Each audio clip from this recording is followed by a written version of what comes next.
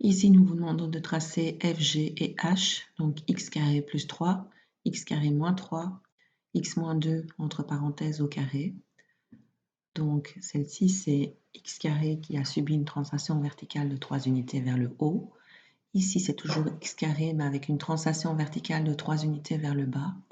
Et ici, nous avons x carré qui a subi une translation horizontale de 2 unités vers la droite. Donc vous tracez vos trois fonctions et vous les nommez. Et alors, on va les comparer dans le tableau. Donc, au niveau de la fonction f, la concavité est positive. Le sommet, on le remarque, c'est 0,3.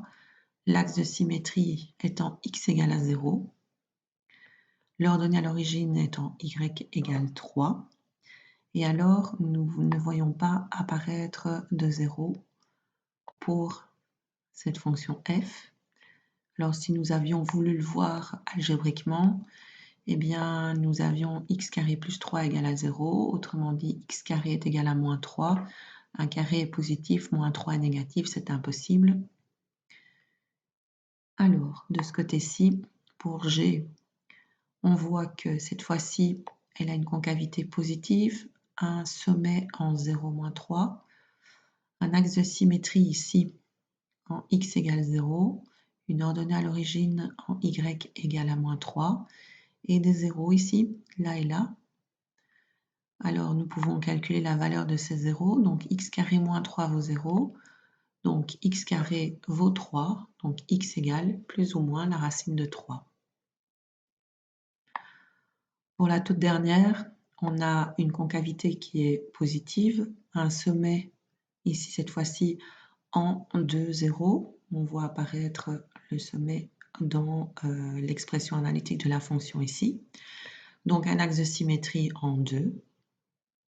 Donc, votre axe de symétrie se trouve ici.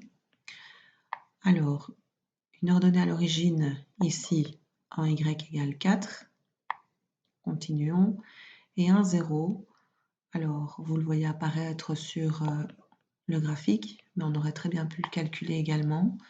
Donc, x moins 2 au carré vaut 0. Donc, x moins 2 vaut 0 en prenant la racine carrée à gauche et à droite. Donc, x est égal à 2. Alors, à partir de toutes ces fonctions, on voudrait tracer la fonction 2 fois x moins 3 au carré plus 4. On s'aperçoit que la concavité va être positive. Cette fonction, qu'est-ce qu'on a fait? On a déplacé de 3 unités vers la droite en translation horizontale. On a multiplié les y par 2 et on a fait subir une translation verticale vers le haut de 4 unités. Donc le sommet s'est déplacé, il n'était pas en 0, 0, il s'est déplacé une fois horizontalement et une fois verticalement, donc en 3, 4. Donc l'axe de symétrie se situe en x égale 3, hein, toujours le même x que le sommet.